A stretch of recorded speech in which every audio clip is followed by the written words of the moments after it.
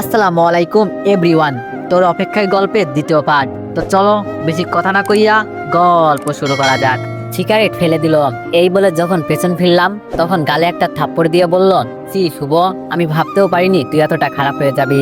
একটা মেয়ের জন্য নিজেকে এইভাবে শেষ করে দিবি। আমি বললাম, দেখ মামুন, তুই তো জানিস আমি নীলাকে কতটা ভালোবাসি। ওর পাশে অন্য কোনো ছেলেকে সহ্য করতে পারি না, তাই সিগারেট খাইতেছি। মামুন বলল, দেখ সিগারেট খেলে কিছু হবে না, উল্টো তোর ক্ষতি হবে। এই ওইদিকে তাকিয়ে দেখ, সে তোকে ছাড়া কতটা হাসি খুশি আছে, আর তুই আবার কান্না করে সিগারেট খেয়ে নিজের ক্ষতি করছিস। আমি বললাম, তাহলে তুই বল আমি কি করতাম। মামুন বলল, কি করবি মানে? ওই বজ্জাত মেয়েকে ভুলে যাবি আর আগের মতো হাসি খুশি হয়ে যাবি। দেখ, যে তোর ভালোবাসা বুঝতে চায় না তাকে তুই হাজার বোঝালেও বুঝবে না, উল্টো তোর কষ্ট হবে। এই তুই এইসব বাদ দে আর নিজেকে সুন্দরভাবে গড়ে তোল, দেখবি এর মতো মেয়ে তোর পিছনে লাইন দিয়ে বসে থাকবে। আমি চুপ হয়ে মামুনের কথাগুলো ভাবতেছি। ঠিকই তো, যে আমাকে ভালোবাসে না তার পিছনে ঘুরে সময় নষ্ট না করাই ভালো। আমি বললাম, মামুন তুই ঠিক বলছিস, আমি আর ওই মেয়ের কথা ভেবে কষ্ট পাবো না। আমি আজ থেকে ভুলে গেছি আমার জীবনে কোনো মেয়ে ছিল। এটা বলে আমার ঠোঁটে সিগারেট দিলাম। আমি ভুলে গেছি সামনে মামুন আছে। আমি দেখতে পেলাম মামুন রাগী ভাবে তাকিয়ে আছে আমার দিকে। খেয়াল হলো আমার গালে সিগারেট, তাই তাড়াতাড়ি ফেলে দিলাম, সরি ভাই। মামুন বলল, তুই যদি আজ সিগারেট খাস তাহলে আমাকে হারাবি। এটা বলতে আমি মামুনকে জড়িয়ে ধরলাম। ভাই, তোর মতো বন্ধু পাওয়া ভাগ্যের ব্যাপার, আমি অনেক লাকি রে। আমি তোর মতো একটা বন্ধু নামক ভাই পেয়েছি।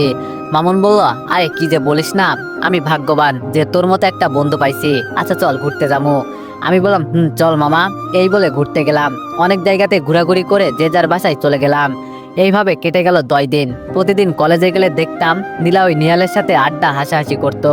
এগুলো প্রথম প্রথম কষ্ট হলেও এখন আর দেখতে দেখতে অভ্যাস হয়ে গেছে। এখন আর কষ্ট হয় না, কিন্তু এখনো কষ্ট হয় বাবার আচরণে। আমার সাথে এখন আর বাবা কথা বলে না। আমার অনেক কষ্ট লাগে বাবার এইরকম আচরণে। আজ কলেজ থেকে বাসায় এসে ফ্রেশ হয়ে মোবাইল টিপতেছি, তখন মা ডাক দিল খাবার খেতে, তাই খাবার খেতে গেলাম। ও, আপনাদের একটা কথা বলতে ভুলে গেছি, আপু আজ নানুর বাসায় গিয়েছে বেড়াতে। আমি যখনই খাবার খেতে টেবিলে বসলাম তখন বাবা পুরো না খেয়ে হাত দিয়ে চলে যেতে লাগলো। আম্মু বলল, তোমার আবার কি হয়েছে, খাবার পুরো শেষ না করে চলে যাচ্ছ কেন? বাবা বলল, আমার খেতে ইচ্ছা করছে না। একটা ইফতেজারের সাথে এক টেবিলে বসে খাবার খাওয়া আমার পক্ষে সম্ভব না। বাবার মুখে এমন কথা শুনে আমার চোখ দিয়ে পানি পড়তে লাগলো। এতদিন এড়িয়ে চলতো, তাতে বুক ফেটে যাইতো, আর আজ এমন কথা বলল। বাবা আমাকে এমন ভাবে বলতে পারলো? কি দোষ করেছিলাম নীলা? আমি তো তোকে ভালোবেসেছিলাম, তার জন্য আজ তুই আমার বাবার চোখে খারাপ বানিয়ে দিলি। আমি চোখের পানি মুছে চলে যেতে লাগলাম। আম্মু বলল, তোর আবার কি হলো? আমি বললাম, কিছু না, আমার খেতে ইচ্ছা করছে না। এটা বলে রুমে এসে দরজা বন্ধ করে কান্না করতে লাগলাম। কেন আমার সাথে এমন হলো? আমি তো নীলাকে কোনোদিন অপমান করিনি, তাও কেন আমাকে এত বড় অপবাদ দিল? আর বাবা, সে তো আমাকে ছোট থেকে চেনে, সে কেমনে বিশ্বাস করলো আমি এমনটা করতে পারি? এইসব ভাবতেছি আর অনবরত চোখের পানি পড়তেছে। কি করব কিছুই মাথায় আসছে না। না, আমি এইসব কিছু আর নিতে পারতেছি না। এইভাবে নানান কথা ভাবতে ভাবতে ঘুমিয়ে গেলাম। এইদিকে আম্মু বলল, এই তুমি এইরকম করছো কেন? জানো ছেলেটা কত কষ্ট পেয়েছে? বাবা বলল, তোমার জন্য ছেলেটা এমন হয়েছে। এই তুমি কি জানো, সারাদিন ছেলে ছেলে করো আর ছেলের সম্পর্কে কোনো কি খোঁজ নাও তুমি? আম্মু বলল, খোঁজ আর আমি? আমার থেকে ছেলেকে কে বেশি খোঁজ রাখে? ছেলেটা কাল যে অজ্ঞান হয়ে পড়েছিল, ছেলেটাকে দেখতে গিয়েছো? আচ্ছা মানলাম সে একটা ভুল করেছে, তাই বলে এইভাবে তাকে এড়িয়ে চলবে? তুমি খোঁজের কথা বলছো না, একটু তার বন্ধু মামুনকে জিজ্ঞেস করিও আসল সত্য কি। অন্যের কথা ধরে নিজের ছেলেকে শাস্তি দেওয়া মোটেও আদর্শবান বাবার কাজ না। বাবা বলল, কি আসল সত্য? আম্মু বলল, তুমি যখন তোমার ছেলের খোঁজ বেশি রাখো, তাই তুমি বরং বের করো আসল সত্য কি। বাবা বলল, আসলে আমার আগে খোঁজ নেওয়া দরকার ছিল, আমার ছেলে কি আসলে অপরাধ করছে নাকি করেনি। এই বলে মামুনকে কল দিল। মামুন বলল, আসসালামু আলাইকুম আঙ্কেল। বাবা বলল, ওয়ালাইকুম আসসালাম। বাবা, তোমাকে একটা কথা জিজ্ঞেস করতাম। মামুন বলল, কি আঙ্কেল? বাবা বলল, আচ্ছা মামুন, সেই দিন কি শুভ কোনো মেয়েকে টিস করেছিল? সত্যি কথা বলবে।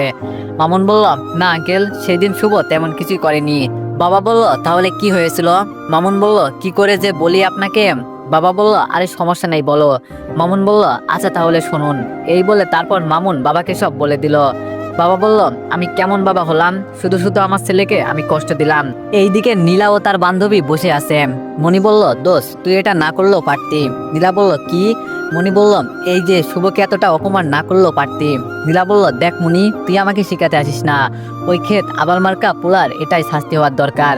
মনি বলল, আচ্ছা আমাকে এটা বলতো, তুই শুভকে ভালোবাসিস তাহলে এটা কেন? নীলা বলল, কি ভালোবাসা? হাসালি বোন, আমি কখনো শুভকে ভালোবাসিনি। আমি তো তার উপর প্রতিশোধ নেওয়ার জন্য এমন ভালোবাসার অভিনয় করছি। আমি শুধু নিহালকে ভালোবাসি, আর নিহালও আমাকে ভালোবাসে। মনি বলল, সে কি করছে তোকে যে এমনটা করলি? নীলা বলল, সে আমাকে একদিন সবার সামনে থাপ্পড় দিয়েছিল। মনি বলল, কেন থাপ্পড় দিয়েছিল? নীলা বলল, আসলে বলিস না, যখন স্কুলে ছিলাম, সে মনে হয় তখন নতুন ভর্তি হয়েছে, তখনকার ঘটনা। স্কুলে আসার পর রিক্সাওয়ালাকে ভাড়া দিলাম, তখন রিক্সাওয়ালা বলে কম হয়েছে, অনেক বাড়াবাড়ি হয়। এক পর্যায়ে আমি যখন তার গালে একটা থাপ্পড় দিতে যাব, তখন কোথা থেকে শুভ এসে আমাকে থাপ্পড় দিয়ে সবার সামনে অপমান করে। মনি বলল, ও এইটার জন্য তুই তার সাথে ভালোবাসার অভিনয় করলি? বা, আমার এখন অনেকটা লজ্জা হচ্ছে। আমার প্রতি তোর মতো নিচু মনের মানুষের সাথে এতদিন বন্ধুত্ব ছিল।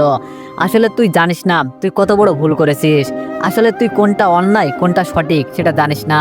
তোর অনেক অহংকার, তাই না? দেখবি এই অহংকার তোর পতনের মূল কারণ হবে। এটা বলে মনি চলে আসলো সেখান থেকে।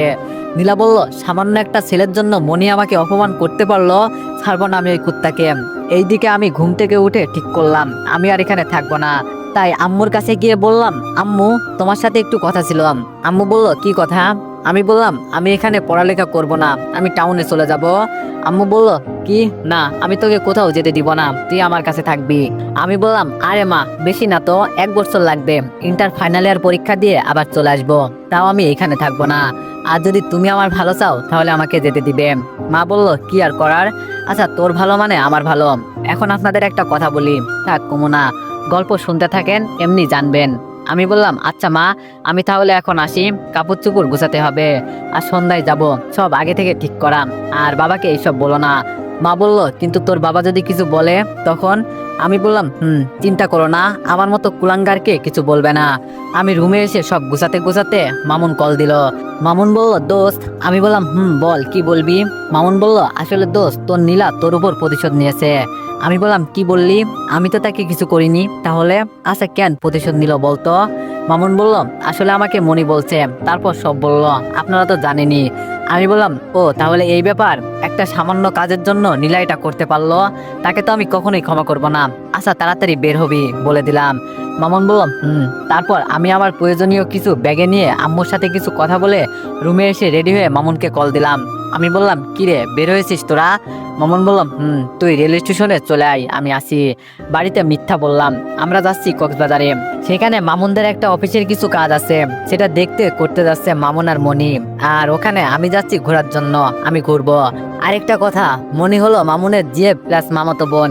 আমি একটা কথা মাথায় ঢুকিয়ে নিয়েছি, নীলা যত আমার কাছে আসতে চাই, আমি তাকে আর আপন করব না। আমি এখন আর নীলাকে ভালোবাসি না। আমি ভুলে গেছি সে আমার জীবনে ছিল নাকি ছিল না। কিছুক্ষণ পর স্টেশনে আসতে মামুন বলল, এই নে টিকিট, তাড়াতাড়ি ট্রেনে উঠে পড়। তারপর আমি, মামুন আর মনি ট্রেনে উঠে যার যার সিটে বসে পড়লাম। মামুন আমার থেকে একটু দূরে বসছে, কারণ মনি সহ যাচ্ছে, তাই তারা একসাথে বসছে। তাদের মাঝে আমি এক বেচারা, তাই আমি একা বসেছি, কানে হেডফোন লাগিয়ে গান শুনতে লাগলাম।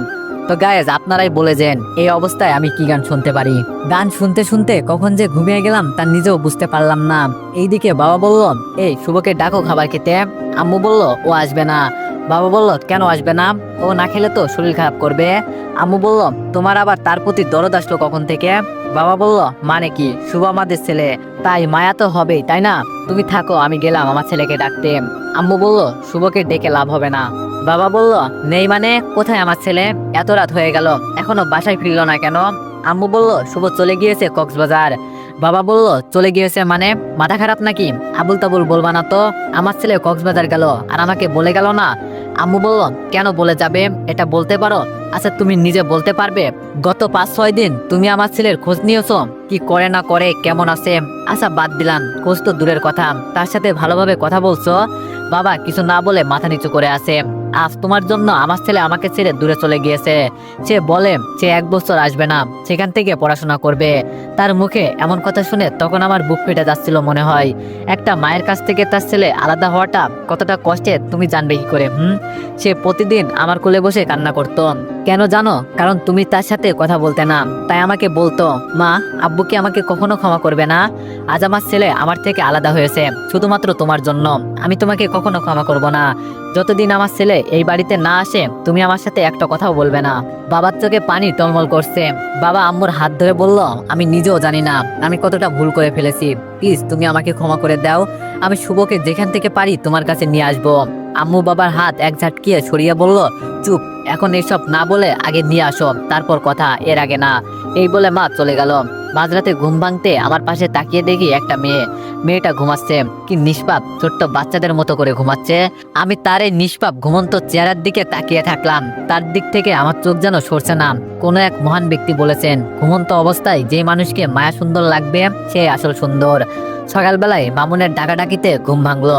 তখন পাশে তাকিয়ে দেখলাম মেয়েটি নেই। এইদিকে ওইদিকে তাকাতে লাগলাম। মামুন বলল, কি রে, কাকে খুঁজতেছিস? আমি বললাম, এখানে একটা মেয়ে, থাক কেউ না, চল ট্রেন থেকে নামি। মামুন বলল, কি হয়েছে, তুই কি লুকাচ্ছিস? আমি বললাম, আরে কিছু না তো, মনে হয় স্বপ্ন দেখছিলাম। তারপর ট্রেন থেকে নেমে একটা গাড়ি নিয়ে একটা হোটেলে উঠলাম। আগে থেকেই বুকিং ছিল। আমি আর মামুন একটা রুমে যাচ্ছি, আর মনি তাদের বাসায় চলে গেল। অফিসটা মনির আব্বু দেখে, যদিও এটা মামুনদের। আমি আর মামুন ফ্রেশ হয়ে রুমে কিছুক্ষণ বসতে কল দিল মামুনকে। মনি বলল, হ্যালো, আমি তোমাদের হোটেলের নিচে, তুমি শুভকে নিয়ে আসো, আমরা নাস্তা করে ঘুরতে যাব। কাল থেকে তো অফিসে যেতে হবে, সময় পাবো না। মামুন বলল, চল শুভ, আজ পুরো দিন ঘুরবো। আমি বললাম, তারপর আমরা হোটেলের নিচে একটা রেস্টুরেন্টে গিয়ে নাস্তা করতে লাগলাম। এবার আপনাদের হয়তো একটা প্রশ্ন থাকবে, আমরা এখনো ছোট, অফিসের কি বুঝবো? আসলে এখানে অফিসের ম্যানেজারের কিছু সমস্যার কারণে 3 দিনের ছুটিতে গিয়েছে, আর এখন কাজের অনেক চাপ, তাই ম্যানেজারের দরকার। তাই এখানে মামুন ও মনি আসলো। আমার কোনো কাজ নেই, আজাইরা চলে আইছি। তারপর হোটেল থেকে বের হয়ে সমুদ্র সৈকতে অনেকক্ষণ ঘুরলাম। আমার আর কি, ঘোরাঘুরি তো সব মামুন শালা করছে, তার বোর লগে আছে। আমি একা মানুষ, তাই এদের মাঝে না থেকে নিজের মতো ঘোরাঘুরি করলাম। রাত পর্যন্ত বাইরে ঘুরে হোটেলে এসে ঘুম দিলাম। সকালবেলায় মামুনের ডাকাডাকিতে ঘুম ভেঙে গেল। এই তোর সমস্যা কি? গরুর মতো চিৎকার করছিস কেন? শান্তি মতে ঘুমাতে দিবি না? মামুন বলল, শালা অফিসে যাবি না? আমি বললাম, আমি সেখানে গিয়ে কি করব, তুই আর মনি যা তো, আমি ঘুমাই। এই বলে আবার ঘুমিয়ে পড়লাম। এইবার মামুন এক লাথি দিয়ে আমায় ফেলে দিল খাট থেকে। আমি বললাম, ও মা গো, গেল গেল, আমার সাদের কোমরটা গেল। ওই শালা, তুই আমার লাথি মারলি কেন? মামুন বলল, এখন ফ্রেশ হতে না গেলে আরো 2টা দিমু। তারপর এক ধরনের জোর করে আমাকে ওয়াশরুমে ঢুকিয়ে দিল। আমি বললাম, শালা তোর কখনো বিয়ে হবে না, আর যদি বিয়ে হয় তোকে লাথি মেরে এভাবে তুলবে। এরপর ফ্রেশ হয়ে রেডি হয়ে নাস্তা করে 2জন মিলে অফিসে গেলাম। মনি তাদের বাসা থেকে যাবে। অফিসে এসে মামুনকে বললাম, দোস্ত, আমার তো কোনো কাজ নেই, তাই কি করব, পুরো অফিসটা ঘুরে দেখি। মামুন বলল, আচ্ছা আমি পিয়ন চাচাকে বলে দিচ্ছি, তোকে সবকিছু ঘুরিয়ে দেখাবে।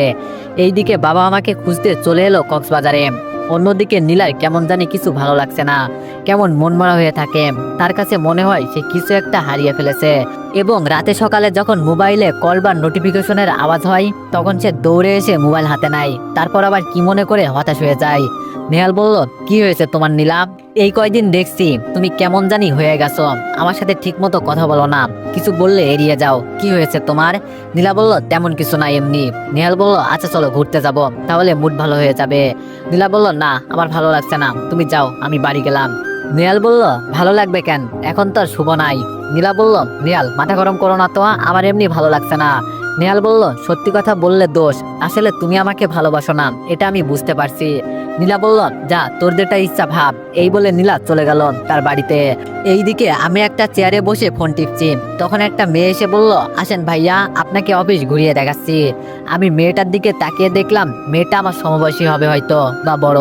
তবে যাই বলি না কেন, মেয়েটা কিন্তু দেখতে অনেক কিউট। আমি বললাম, কিন্তু আপনাকে দেখে তো কোনো পিয়ন চাচা বা পিয়ন খালা লাগতেছে না। মেয়েটা আমার কথা শুনে প্রচুর রাগ করলো, তা তার মুখ দেখেই বুঝতে পারছি। বাট সে আমার উপর রাগ দেখাতে পারছে না কেন জানি, তবে রাগী মুখটা দেখতে আরো কিউট লাগে। মেয়েটি বলল, শালা খচ্চর, বাননের 3 নম্বর বাচ্চা, শয়তানের নাতিন, মনটা চাই এক্ষুনি করলার শরবত বানিয়ে আদর করে খাওয়াই দেই, আমি নাকি কাজের খালাম, বিড়বিড় করে বলল। তারপর শুকনো একটা হাসি দিয়ে বলল, আসলে ভাইয়া পিয়ন চাচার অনেক কাজ, এখন মিটিং চলছে, তাই মিনি আমাকে পাঠালো। আমি বললাম, ও আচ্ছা, আপনি মনি আপুকে মিনি কেন বললেন? মেয়েটি বলল, কারণ মনি আমার মামাতো বোন। আমি বললাম, ও। মেয়েটি বলল, জি ভাইয়া। আমি বললাম, আচ্ছা তাহলে চলেন আন্টি, আমাকে অফিসটা ঘুরিয়ে দেখান। মেয়েটি বলল, এই যে, আমাকে কোন দিক দিয়ে আন্টি মনে হয়, আমি আন্টি নাকি? ও মা, মেয়ে তো দেখি রেগে গেল। আমি বললাম, তাহলে এইরকম একটা পিচ্চি ছেলেকে কোন দিক দিয়ে ভাইয়া মনে হয়? আমাকে বলে পিচ্চি, আজ বিয়ে দিলে কাল 11টা বাচ্চার বাপ হয়ে যাব। আর সে নাকি বলে বাচ্চা। মেয়েটি বলল, তাহলে কি ডাকবো? আমি বললাম, আমার নাম শুভ, বুঝলেন, শুভ ডাকবেন। আর হ্যাঁ, আপনার নাম কি? মেয়েটি বলল, আচ্ছা ডাকমুনি, আমি জেরিন। আমি বললাম, তাহলে আমি আপনাকে জেরিন আপু বলে ডাকবো, কেমন? জেরিন বলল, শালা আসলে একটা খচ্চর, আমার মতো একটা মেয়েকে বলবে কিনা আপু। শালা তোর কখনো বিয়ে হবে না, বদদুয়া দিলাম মনে মনে। ওকে ডাকিয়েন, এখন চলেন তো। দেখি কথাটি রাগ দেখিয়ে বলল, তাতে আমার কি, আমি তো ঘুরতে আইছি।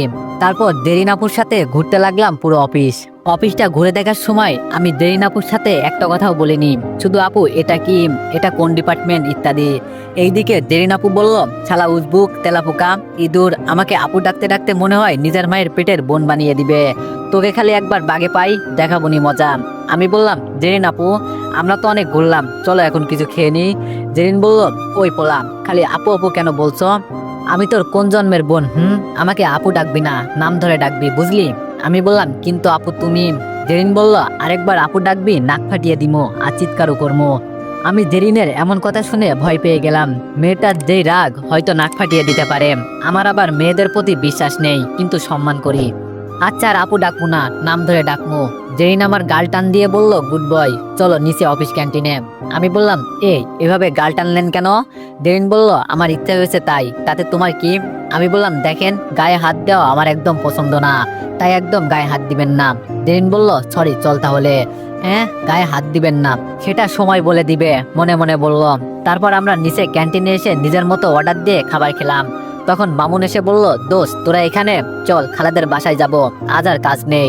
আমি বললাম, ও আচ্ছা চল। তারপর 4জন মিলে মামুনদের খালাদের বাসায় গেলাম। সেখানে দুপুরে খেয়ে সন্ধ্যা পর্যন্ত থেকে চলে আসলাম হোটেলে।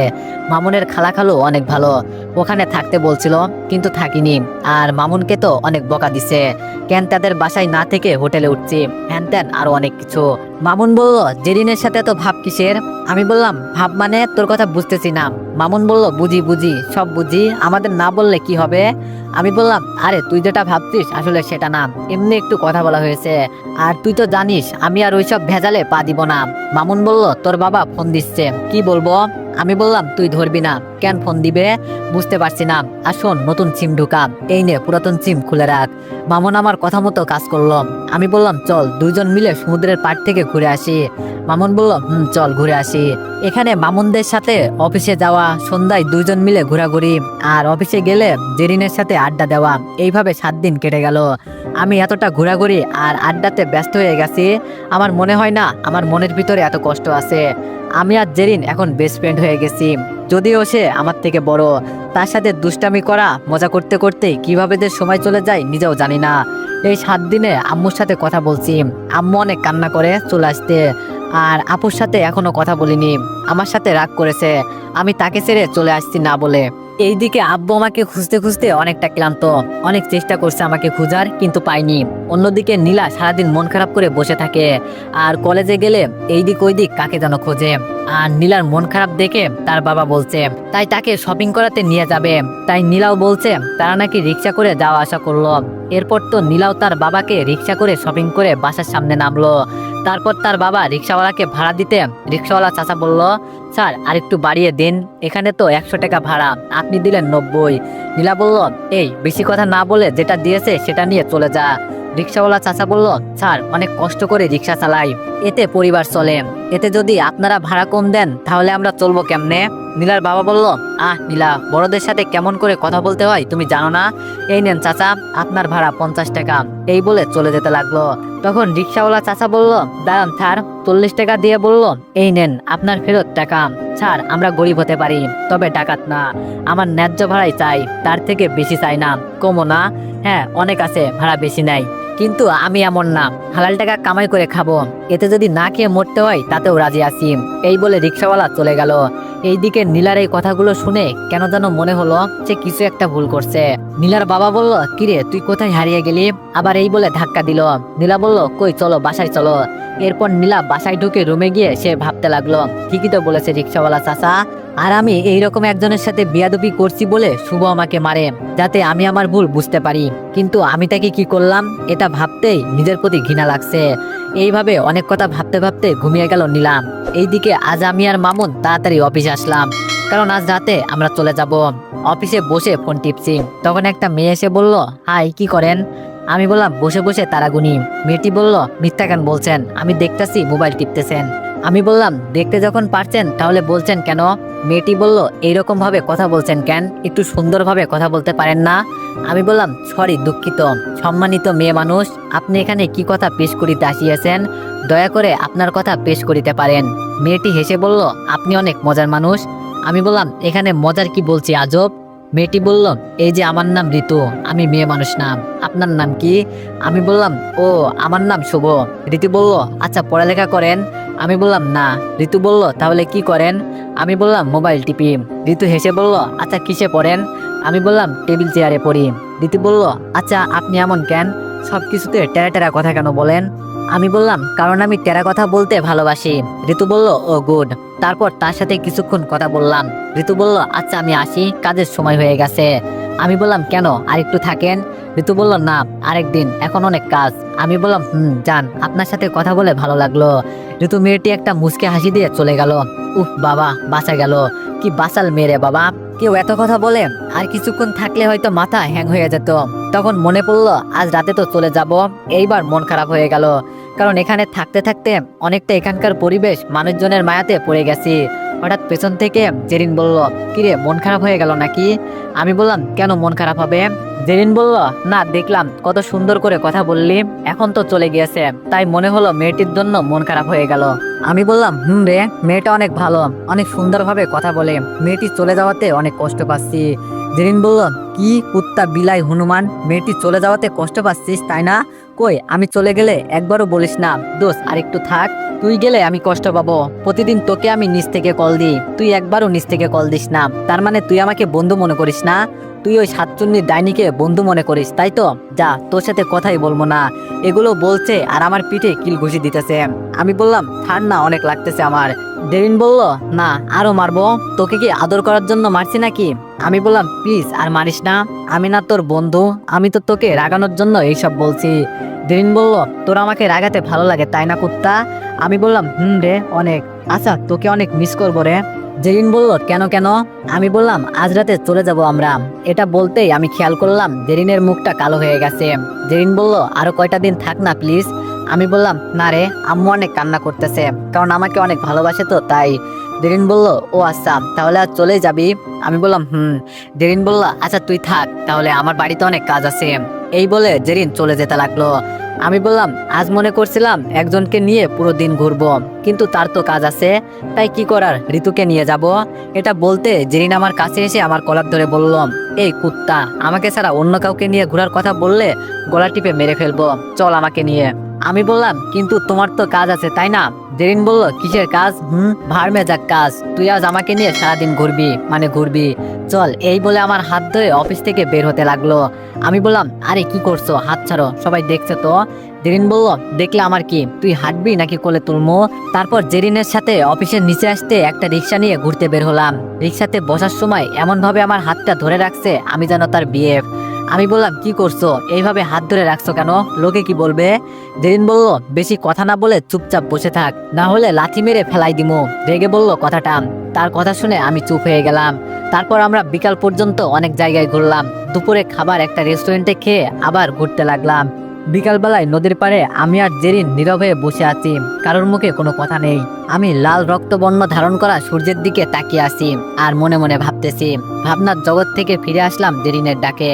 তারপর আমি জেরিনের দিকে তাকালাম, তাকিয়ে দেখি তার মুখটা কেমন জানি ভারী হয়ে গেছে, আগের মতো সেই চঞ্চল ভাবটা নেই। জেরিন বলল, আচ্ছা শুভ, আমি দেখতে কেমন? আমি বললাম, তুমি দেখতে সুন্দর, তুমি অনেক ভালো, তোমার কথা বলা, তোমার আচার আচরণ, সব দিক থেকে তুমি বেস্ট, তুমি যে কারোর মনই জয় করে নিতে পারবে। জেরিন বলল, আচ্ছা, আমি যদি কাউকে ভালোবাসি বলি তাহলে সে কি আমাকে ফিরিয়ে দিবে? আমি বললাম, কি যে বলো না, তোমার মতো সুন্দর এত ভালো একটা মানুষের প্রপোজ কেউ ফিরিয়ে দিবে তা প্রশ্নই আসে না। তা কাকে ভালোবাসো, আমাদের দুলাভাইকে একটু দেখতে চাই। এটা বলতেই জেরিন একটা মুচকি হাসি দিল। জেরিন বলল, ও আচ্ছা শুভ, আমি যদি তোমাকে একটা কথা বলি তাহলে তুমি রাগ করবে? আমি বললাম, কি কথা বলো, আমি রাগ করব কেন আজব, তুমি নির্দ্বিধায় বলো, কোনো সমস্যা নেই। এরপর জেরিন এমন একটা কাজ করবে তা আমি কখনোই ভাবতে পারিনি। তো এভরিওয়ান, নেক্সট পার্টের জন্য সবাই একটু বেশি বেশি কমেন্ট আর একটু বেশি বেশি লাইক করে দিও। ধন্যবাদ।